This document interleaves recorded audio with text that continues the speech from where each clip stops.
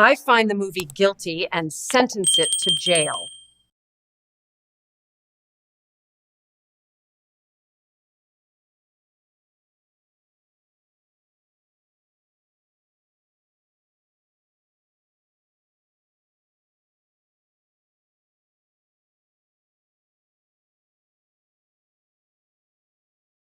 Setting the scene, the box office catastrophe, The Marvels, released in November 2023, marked an unprecedented financial failure for Marvel.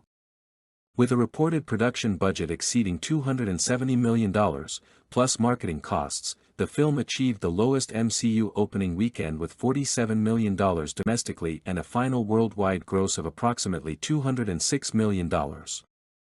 It also had the shortest theatrical run of any MCU film and was the first to reportedly lose Disney an estimated $100 million. These figures indicate an alarming performance for a studio accustomed to billion-dollar grosses.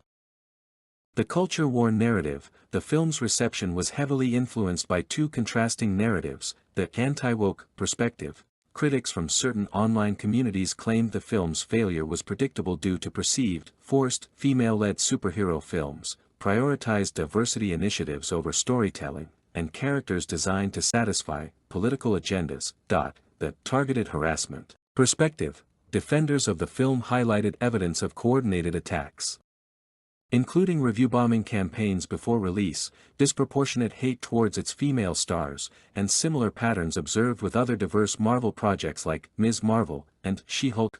The document concludes that both narratives contain elements of truth, as the film faced legitimate creative challenges while also becoming a focal point in an ongoing culture war.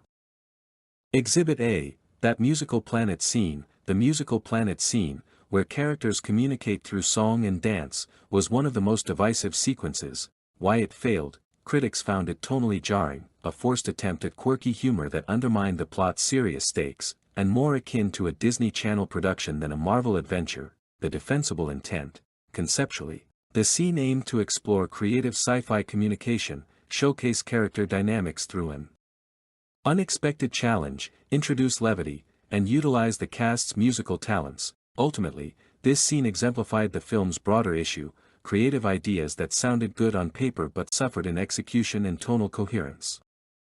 5. Exhibit B, the character problem. A significant criticism concerned the handling of the three protagonists. Carol Danvers / Captain Marvel, criticized as too perfect in her solo film. Her characterization here was inconsistent. Monica Rambeau, a compelling character from WandaVision, was reduced to a subplot about mother issues.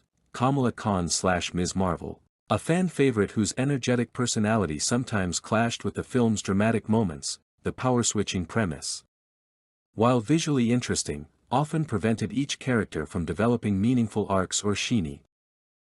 The larger context: superhero fatigue. The Marvels did not fail in isolation but arrived at a critical juncture for superhero cinema. Contributing factors included oversaturation, as the 33rd MCU film amid numerous Disney shows. Even devoted fans experienced viewing fatigue. Narrative complexity: the film required viewers to have seen Captain Marvel, WandaVision, and Ms. Marvel for full understanding, creating an unprecedented knowledge barrier for casual audiences. Economic factors: post-pandemic audiences became more selective, reserving cinema visits for guaranteed spectacles. Quality inconsistency: trust in Marvel's quality control had eroded following divisive Phase 4 projects and Ant-Man and the Wasp: Quantumania. The document suggests that any film would have struggled in this environment, regardless of its lead's gender. Bad faith versus valid criticism: a breakdown. The discourse around The Marvels blended legitimate criticisms with bad faith attacks. Bad faith criticisms included attacking actresses' physical appearances, claiming forced diversity without engaging with content, inventing woke moments, celebrating the film's failure as a cultural victory, and using it as a proxy for political grievances. Valid criticisms included convoluted plotting and pacing, inconsistent characterization, underdeveloped villain motivation, reliance on CGI spectacle over emotional stakes, and tonal inconsistency. The tragedy is that meaningful conversations about filmmaking were lost amidst the culture war noise.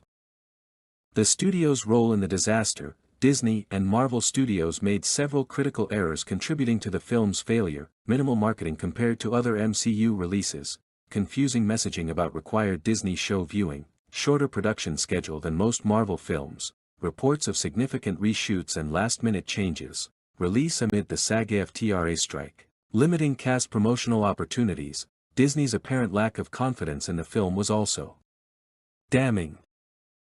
Case study: comparing to other female-led superhero films, the document compares The Marvels to other female-led superhero films to illustrate that gender was not the sole determinant of its failure. Wonder Woman, 2017 grossed $822 million worldwide with strong reviews, succeeding due to a compelling character arc, period setting, and clear stakes. Captain Marvel, 2019 despite online controversy, earned $1.13 billion worldwide, benefiting from Avengers tie-in timing and its novelty as Marvel's first female-led film, though mixed critical reception foreshadowed later issues. Black Widow, 2021 earned $379 million plus Disney revenue despite a pandemic release, demonstrating audience willingness for compelling female superhero narratives even with limitations. These examples show that audiences support female-led superhero films when they deliver compelling stories and clear character arcs, indicating that quality and marketing were key factors in The Marvels' failure, not gender. Verdict: the perfect storm of failure. The failure of The Marvels is attributed to a complex intersection of factors: creative issues, 40% fundamental storytelling problems, inconsistent character development, and tonal confusion. Industry factors: 25% superhero fatigue, post-pandemic audience selectivity, and the SAG-AFTRA strike created an unfavorable release environment. Studio mismanagement, 20% lackluster marketing, confusing messaging, and apparent lack of confidence. From Disney, cultural backlash, 15% organized trolling campaigns and review bombing contributed to a negative narrative, though it was the least significant factor. The film was a flawed film that arrived at the worst possible time.